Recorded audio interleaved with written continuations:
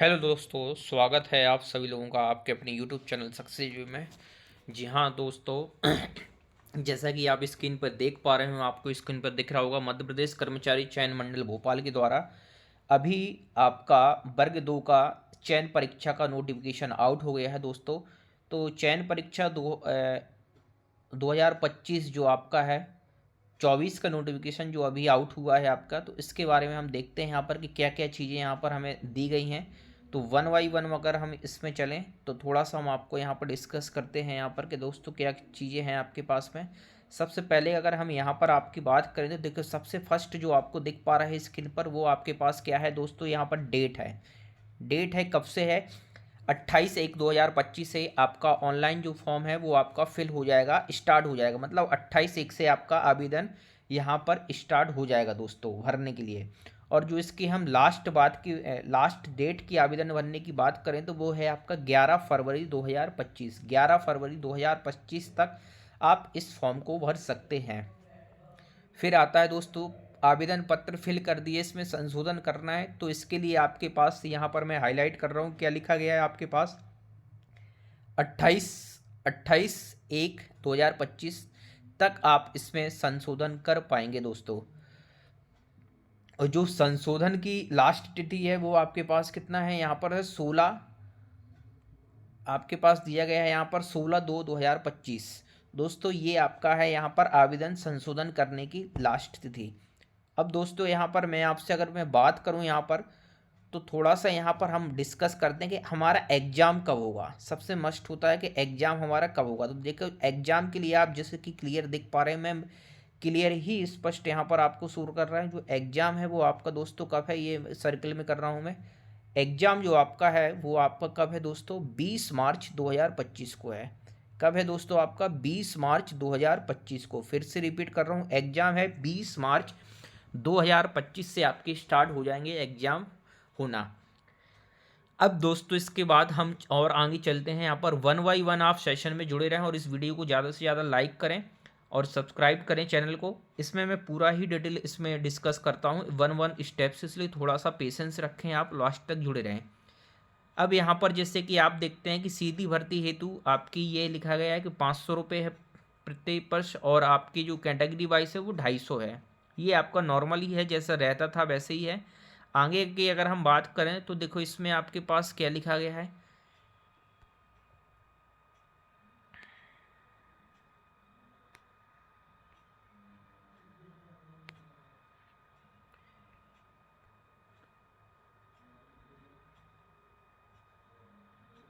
देखिए, ये आपके पास टाइम मेंशन है यहाँ पर, कब है परीक्षा, 20 मार्च से। और आपका कब, प्रथम शिफ्ट में है 7 बजे से रिपोर्टिंग से ये टू वापस की जो शिफ्ट होती हैं वो शिफ्ट का टाइम दिया गया है कि ये इस तरीके से है। इसके बाद दोस्तों हम यहाँ पर आगे की साइड चलते हैं और थोड़ा सा और डिस्कस करते हैं पहले कि आगे क्या है हमें रूल बुक में।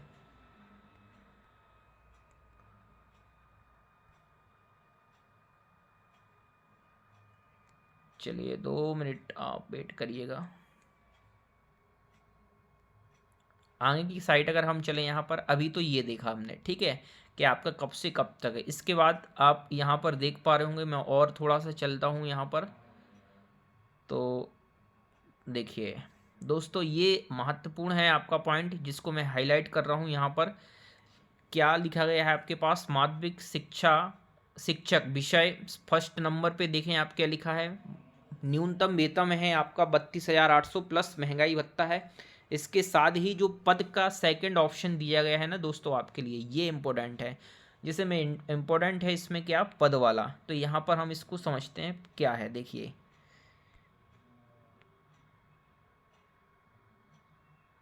ये देखें आप क्या लिखा गया है, पद की तृतीय श्रेणी में आपके पास अलग अलग है। पद है आपके पास कितना है, 7,929, जिसमें से स्कूल शिक्षा विभाग के 7,082 हैं और जनजातीय कार्य विभाग में आपके कितने हैं, 847 दोस्तों दिए गए हैं।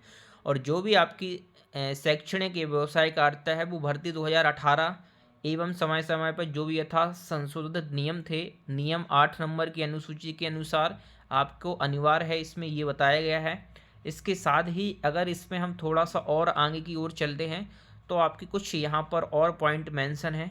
जैसे कि आपका बोला गया है यहाँ पर के पात्रता परीक्षा आपने जो 18 या 23 में जो है वो आपने पास की हो।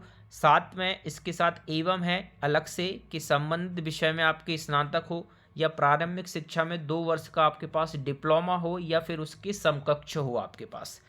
इसके बाद अगर हम थोड़ा सा और आगे चलें या फिर और कंडीशन क्या यहाँ पर हो सकती है वो आपके पास हम देखें थोड़ा सा यहाँ पर, तो यहाँ पर लिखा है संबंधित विषय में 50% अंकों के साथ आपकी स्नातक हो तथा शिक्षा शास्त्र में 1 वर्षीय उपाधि जिसे आप बीएड बोलते हैं वो बीएड होना चाहिए आपके पास में। और अथवा आपसे बोला गया है संबंधित विषय में न्यूनतम 45% अंकों के साथ आपके स्नातक हो एवं संबंध में समय समय पर जारी राष्ट्रीय अध्यापक शिक्षा परिषद मान्यता मानदंड तथा क्रियाविधि विनियमों के अनुसार शिक्षा शास्त्र में उपाधि बीएड। मतलब यहाँ पर सिंपल है आपके पास कि ये नंबर्स और बीएड होना चाहिए। आगे की बात करें अगर आपके पास यहाँ पर 50% अंकों के साथ हाई सेकेंडरी है तो फिर आपको शिक्षा शास्त्र में 4 वर्ष ही आपको BL ऐड होना चाहिए। तो देखिए दोस्तों ये कुछ आपकी न्यूनतम मापदंड है जो आपके पास होना चाहिए इस तरीके से।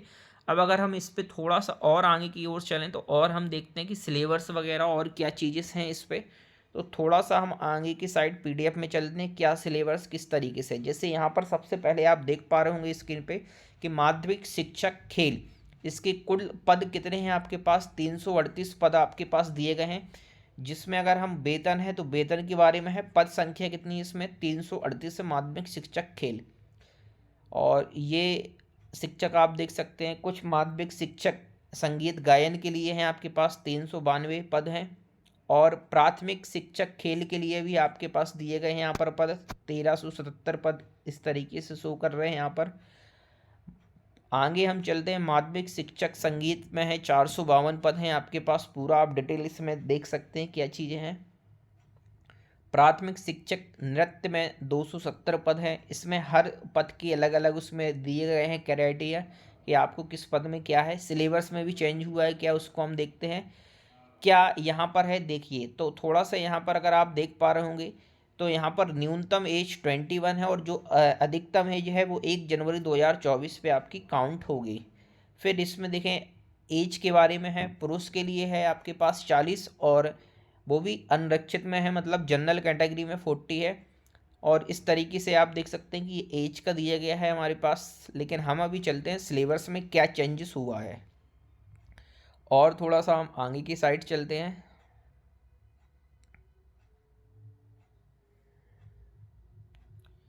चलिए दोस्तों आगे की साइड चलते हैं। यहाँ पर देखिए शिक्षक आपका क्या यहाँ पर हुआ है,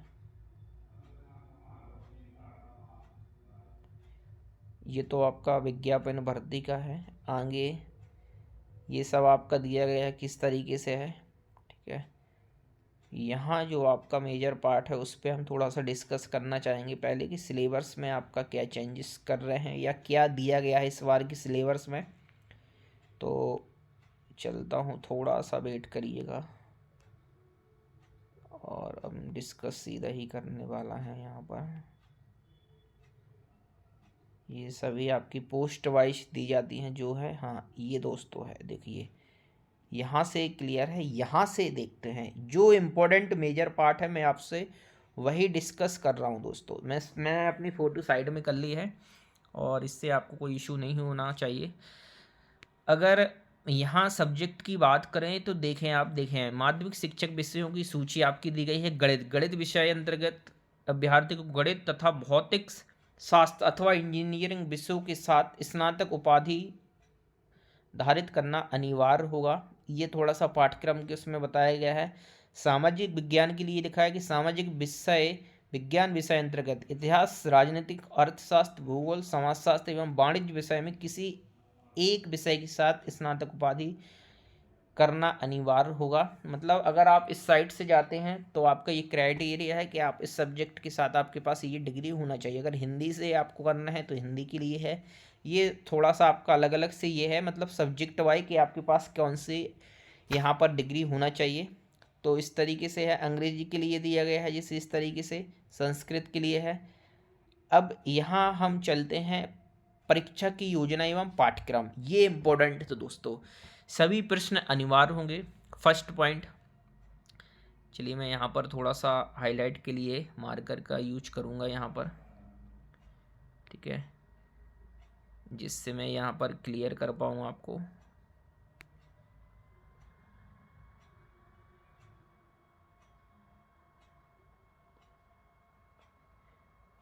या बिना मार्कर के काम चलाते हैं। चलिए देखिए, चयन परीक्षा परीक्षा के लिए 100 अंकों का एक प्रश्न पत्र होगा। परीक्षा की अवधि की आपकी जो होगी टाइम, वो कितनी होगी आपके पास, 2 घंटे। 2 घंटे में दोस्तों आपको कितना करना है, 100 क्वेश्चन करना है, 100। फिर है आपका जो एग्ज़ाम होगा उसमें बहुविकल्पी होंगे, एमसीक्यू होंगे, मतलब मल्टी चॉइस क्वेश्चन होंगे आपके पास, मल्टी टाइप क्वेश्चन होंगे, और जिसके 4 ऑप्शन होंगे और उसमें से एक कोई आपका करेक्ट ऑप्शन होगा, और प्रत्येक प्रश्न के लिए आपको 1 अंक निर्धारित किया गया है। पेपर जो है वो 100 अंकों का होगा और इसमें आपके 100 क्वेश्चन बहुविकल्पी पूछे जाएंगे, मतलब ऑब्जेक्टिव ही होगा आपका। और नीचे आपके पास सब्जेक्ट दिए गए हैं 3, डिटेल दी गई है। जैसे हिंदी है तो हिंदी का 100 नंबर का है, 100 अंक हैं। अंग्रेजी 100 नंबर का। इस तरीके से ये आपकी मतलब सब्जेक्ट वाइड होगा, जो भी आप करेंगे उससे रिलेटिव आपके पूछे जाएंगे। यहाँ पर आगे की साइड अगर हम चलें थोड़ा सा और, तो यहाँ पर और थोड़ा सा क्लियर करें, जिससे अब आपने हिंदी से भरा तो हिंदी में क्या क्या आएगा आपके पास यूनिट दी गई है। जैसे फर्स्ट यूनिट लिखी है हिंदी में, इकाई फर्स्ट है हिंदी की ऐतिहासिक पृष्ठभूमि, प्राचीन भारतीय आर्य भाषाएं क्या थी, मध्यकालीन भारतीय आर्य भाषाएं मध्यकालीन में क्या थी, फिर पाली, प्राकृतिक, सौर सैनी। इस तरीके से आपका पूरा ही हिंदी के विवरण में इकाई यूनिट फर्स्ट में ये मेंशन है। इसके बाद अगर हम देखें तो इकाई 2 में आपसे बोला गया हिंदी भाषा के विविध रूप, जैसे बोली, बोली क्या होती है, मानक भाषा, राजभाषा, राष्ट्रभाषा, राजभाषा, राजभाषा और राष्ट्रभाषा में क्या अंतर है, डिफरेंस है। संपर्क भाषा, संचार का माध्यम क्या होना चाहिए, हिंदी कंप्यूटर, हिंदी की संवैधानिक स्थिति देवनागरी क्या होती है, ठीक है, पाली क्या है। इस तरीके से आपके कुछ दिए गए हैं। हिंदी वर्णमाला, ग्रामर है जिसमें हम बोले स्वर व्यंजन है। तो ये इकाई आपकी यूनिट सेकंड है। यूनिट थर्ड में भी आपकी दी गई इसी तरीके से आपका ये हिंदी का पूरा सिलेबस है, जो आपको बहुत डिटेल में पढ़ना पड़ेगा। देखिए दोस्तों, इसमें सब चीज़ है। मैं अगर बोलना चाहूँ शॉर्ट में तो पूरी ही हिंदी में इसमें आपका सब है, छंद, अलंकार, दोहा, यूनिट बाय यूनिट आपका यहाँ पर डिवाइड कर दिया गया है। अब जैसे 11 इकाई में भी आपका बोला गया है, इस तरीके से 12 इकाई में है कि इकाई 12 क्या है। तो टोटल अगर हम देखें यहाँ पर आपकी 14 इकाई यूनिट्स यहाँ पर दी गई हैं, जिसमें यहाँ पर जीवनी टाइप का भी, जीवन परिचय भी आपके पास यहाँ पर दिया गया है। मैं दोहरा नहीं है, आपके पास काफ़ी इकाई हैं, यूनिट 20 दी गई हैं यहाँ पर पूरा। मतलब यहाँ पर मैं बोलूँ तो बहुत ही डिटेल सिलेबस रहेगा, क्योंकि एज आप एक टीचर्स बनने वाले हैं तो टीचर्स के लिए पूरा ही डीप नॉलेज है आपके पास। फिर है आपके पास टीचर्स के लिए क्या होगा, इंग्लिश वाले में। इंग्लिश में यूनिट फर्स्ट में रीड एंड अनसीन पैसेज, जिसे आप आरसी बोलते हैं। फिर इसके बाद रीडिंग अनसीन में पोइट्री भी इस पे भी आपका रहेगा, कुछ कॉम्प्रिहेंशन विंस है। फिर आपका grammar, parts of speech unit third है, जैसे noun, pronoun, preposition, conjunction, verb, adverb, determiner, articles, degree, A and the क्या होता है, टेंस, सब्जेक्ट, वर्ब, एग्रीमेंट क्या होता है, कंपाउंड सेंटेंस क्या होता है, कॉम्प्लेक्स सेंटेंस क्या होता है। तो इंग्लिश का ये डिटेल सिलेबस है, आप देख पा रहे हैं कि ये इंग्लिश का है आपके पास, ठीक है। इसके बाद संस्कृत में भी आप देख सकते हैं। संस्कृत भी एक अपने आप में बहुत इंटरेस्टिंग और एक अच्छा सब्जेक्ट है, जिसमें हम सब सीखते हैं। संस्कृत में वेद, वेदांग, उपनिषद, सामान्य परिचय होता है, आपने अगर पढ़ा हुआ तो ये पूरा संस्कृत का ही सब्जेक्ट है। आगे की साइड चलें तो सामाजिक विज्ञान। सामाजिक विज्ञान में अगर हम जाएं तो क्या है, राजनीतिक सिद्धांत, डेफिनेशन है उसका, इंट्रोडक्शन है, विभिन्न आपके दर्शन है, राजनीतिक यूनिट्स।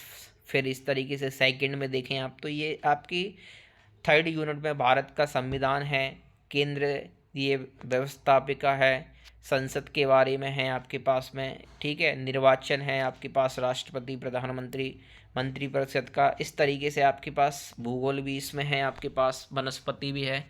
तो ये कुछ आप यहाँ पर देख पा रहे हैं कि इस तरीके से आपके पास बहुत सी चीज़ें हैं जो आपको डिटेल वाइज पढ़नी पड़ेगी। यहाँ पर देखिए मुद्रा है, वित्तीय है आपके पास में, बैंकिंग क्या होता है, मतलब इकोनॉमी भी इसमें आपकी इंटरेस्ट है, सोशल साइंस में अगर आप जा रहे हैं तो यहाँ पर वही चीज़ आपके पास लिखी गई है यहाँ पर, ठीक है। अब और आगे चलते हैं, और मेजर पार्ट इसमें क्या है दोस्तों।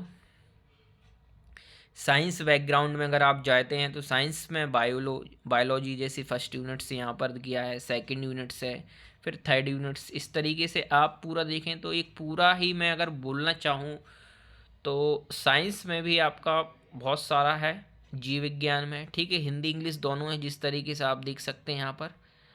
और मैथमेटिक्स की बात करूँगा क्योंकि मैं एक मैथ्स का टीचर्स हूँ, तो मैं मैथ्स पे फोकस ज़्यादा करूँगा अपने सब्जेक्ट पर। तो मैं मैथ्स के बारे में आपको बताना चाहूँगा कि यहाँ मैथ्स में क्या है। एक आप अगर टीचर्स होना बनना चाहते हैं तो मैथ्स के बारे में क्या क्या आपको यहाँ पर डीप नॉलेज रखना चाहिए, जिससे मैथमेटिक्स के लिए पूछा गया है नंबर सिस्टम। दोस्तों मैं आपको बताना चाहूँ, नंबर सिस्टम एक बहुत ही इम्पोर्टेंट और एक अच्छा टॉपिक है, जिसके बारे में एक ऐसा सिस्टम हम पढ़ते हैं जिसमें पूरे ही नंबर्स के बारे में हमें नॉलेज होता है डीप में। नंबर सिस्टम एक ऐसा सिस्टम है जिसमें विभिन्न डिफरेंट टाइप्स के हम नंबर्स के बारे में जानते हैं, जिससे कि यहाँ पर हम डिजिट्स भी पढ़ेंगे, नंबर्स भी पढ़ेंगे, क्या होता है नेचुरल नंबर, क्या होता है होल नंबर, इरेशनल नंबर क्या है, रियल नंबर क्या है, डेसिमल एक्सप्रेशंस क्या है, रिप्रेजेंट रियल नंबर्स क्या होते हैं, लाइंस क्या है, ऑपरेशन उनके विभिन्न टाइप्स के ऑपरेशन क्या होते हैं, even number, odd number, prime number, को प्राइम नंबर, और लॉ ऑफ एक्सपोनेंट, घातांक करनी, सेट्स इंडेक्स भी आप पढ़ते हैं। मतलब एक पूरा नंबर्स के बारे में पढ़ते हैं। फिर इसके फंडामेंटल थ्योरम क्या होता है, डेसिमल का कॉन्सेप्ट क्या होता है, और यहाँ पर रेशनल और इरेशनल नंबर है, तो इरेशनल और रेशनल नंबर क्या है, प्राइम नंबर क्या है, इस तरीके से ही। पॉलीमिनल में जाते हैं तो आप बैरियल टाइप्स के आप पॉलीमिनल जियोमेट्रिकल्स पढ़ेंगे, उनकी थ्योरम्स पढ़ते हैं। इक्वेशन हो गया, लाइनर इक्वेशन है, लाइनर इक्वेशन आपने पढ़ा हुआ एक्स वाई के टर्म में, तो ये पूरा इसमें रहेगा। फिर क्वाड्रेटिक इक्वेशन रहेगा, क्वाड्रेटिक इक्वेशन भी आपके रहेंगे जिसमें फैक्टर करते हैं, दो वैल्यू आएंगी आपके पास में, रूट्स पढ़ेंगे हम इसमें। लाइन एंड एंगल जिसकी हम बात करें यहाँ पर, तो आप लाइन्स एंगल पढ़ेंगे। यहाँ पर जियोमेट्री का पोर्शन जैसे हम बोल सकते हैं लाइन, एंगल, सेगमेंट, आपके पास पैरेलल लाइंस, इस तरीके से आप यहाँ पर डिटेल सिमिलरिटी पढ़ेंगे, ठीक है। और क्वाड्रिलेटर्स पढ़ेंगे यहाँ पर, जैसे क्वाड्रिलेटर्स होते हैं आपने पढ़ा होगा। फिर टाइप्स ऑफ क्वाड्रिलेटर्स में भी आप जाओगे कि उसकी क्या है, तो हो सकता है यहाँ फॉर्मूला आपसे पूछ लिया जाए, या कोई क्वेश्चन दे के उसका आंसर पूछ लिया जाए, एरिया पूछ लिया जाए, पैरेललोग्राम है, ट्रिपिजम है आपके पास, इस तरीके से आपसे कुछ भी पूछ सकता है। सर्किल में अगर आप जाएंगे तो सर्किल, सेमी सर्किल, और इसकी सर्किल में आप डायमीटर क्या होता है, क्वाड्स क्या होता है, टेंजेंट क्या होता है, इस तरीके से आपके यहाँ पर देखिए क्वेश्चन दिए गए हैं। उसमें एंगल बेस क्या दिया है, देखो आपका सब कुछ दिया गया है। हीरोन्स फार्मूला, ट्राइंगल में अगर आप जाते हैं तो हीरोन्स फार्मूला क्या होता है, फिर पेरीमीटर क्या होता है, सरकमफ्रेंस क्या होता है, टीएसए क्या होता है, एलएसए क्या होता है, सीएसए क्या होता है। देखो एलएसए, सीएसए ये सब दिया गया है, सरफेस एरिया, वॉल्यूम। 2D और 3D में यहाँ पर आप जाते हैं तो 2D में मेंसुरेशन की मैं बात करूँ अगर मैं, तो 2D में वो आपकी फिगर होते हैं जिसमें दो डायमेंशन होते हैं, जैसे कि लेंथ और विड्थ, तो 2D हो गया। 3D में आपका हाइट इंक्लूड हो जाता है जिसमें हम वॉल्यूम निकालते हैं। तो इसमें देखो सरफेस ऑफ क्यूबर्ड है, जैसे माचिस की डिब्बी होती है आपकी, वो है, या आपका रूम हुआ है, उस तरीके से हो गया। सिलेंडर हुआ है, कॉन हुआ है आपके पास, या डाइस जैसे होता है ना, तो वो आपका बोल सकते हैं आप उसको कि क्यूब के फॉर्म में है आपके पास, घन है, क्यूबोर्ड है, इस तरीके से उनका पूरा फॉर्मूला, पूरे क्वेश्चन, एरिया, वॉल्यूम, हाइट, ये सब चीज़ें क्या होती हैं आपसे पूछा जाएगा। देन इसके बाद यूनिट्स 5th में पूरा ही टिक्नोमेट्री रखा गया है। टिक्नोमेट्री रेशियो आपके क्या होता है, ट्रिपलेट्स क्या होते हैं, उनकी आइडेंटिफाई मतलब क्या होती हैं आपकी जो फॉर्मेट होते हैं, बेसिक हाइट्स, डिस्टेंस कैसे निकालते हैं, साइन 30, कॉस 30 इनकी वैल्यू क्या होती है, तो इस पे बेस्ड क्वेश्चन भी बोल लग सकता है, एंगल भी पूछ सकता है, और इसकी कुछ बेसिक प्रॉपर्टी होती हैं, उनसे भी आपसे यहाँ पर क्वेश्चन राइज कर सकते हैं। Complex number and quadratic equation की बात करें तो क्वेश्चन है complex number, algebra of complex number, module, ठीक है, इस तरीके से। मतलब अगर इसमें भी मैं बात करूं आपसे तो कॉम्प्लेक्स नंबर, क्वाड्रेटिक के साथ में सीक्वेंस एंड सीरीज दी गई है, एपी जीपी, ये आपके क्या होती है, तो यहाँ पर भी आपकी सीरीज भी पूछ सकता है, अर्थमेटिक प्रोग्रेशन और ज्योमेट्रिक प्रोग्रेशन जिसे जीपी बोलते हैं आप। फिर आपका क्वाड्रेटिक ज्योमेट्री भी है, कोऑर्डिनेट ज्योमेट्री है, जिसमें क्वाड्रेटिक ज्योमेट्री से रिलेटेड भी क्वेश्चन आपके बनेंगे। तो मतलब अगर मैं देखना चाहूँ यहाँ पर तो मैथ्स का भी डिटेल ही सिलेबस है।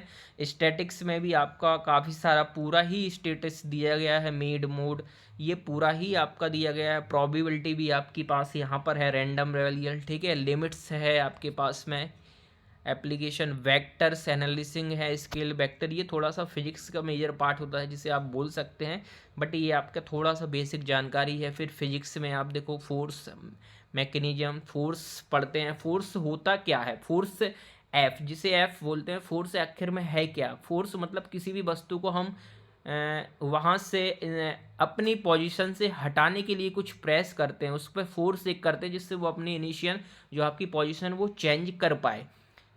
तो फोर्स रेगुलर होता क्या है आपका, अगर फॉर्मेट तो उसका फॉर्मूला पूछ सकता है कि F बराबर ma होता है, जहाँ मास इंटू एक्सीलरेशन होता है, मास इंटू द्रव्यमान इंटू त्वरण होता है।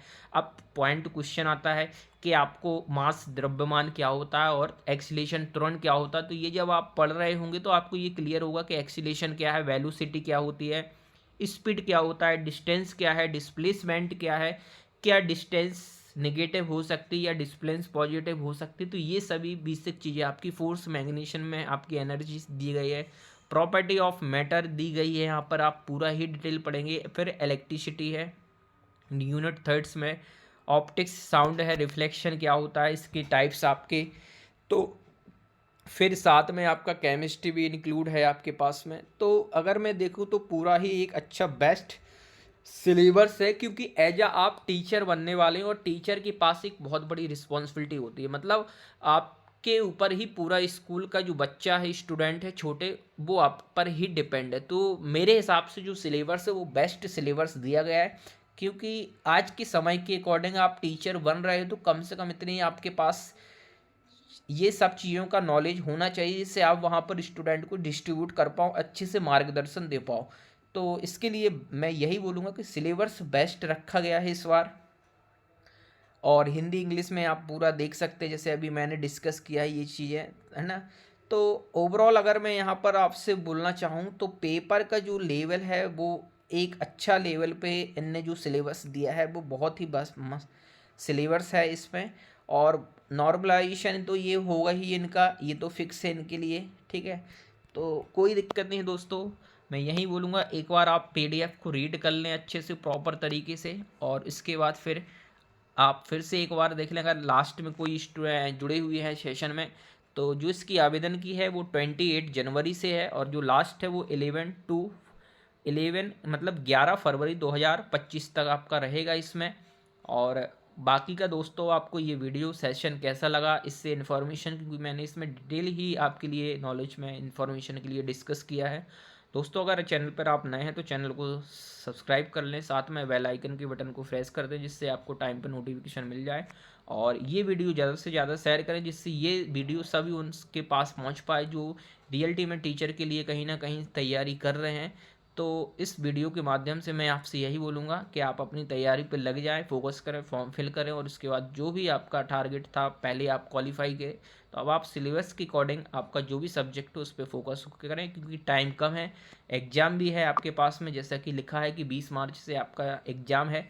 तो आपको कम ही टाइम बचा हुआ है, तो आप ज़्यादा से ज़्यादा यहाँ पर कोशिश करें कि बेस्ट अपना परफॉर्म करें और एक आप टीचर की नौकरी सेलेक्ट करें। थैंक यू सो मच दोस्तों, मिलते हैं हम नेक्स्ट वीडियो में। थैंक यू, आपका बहुत बहुत इस चैनल पर स्वागत है।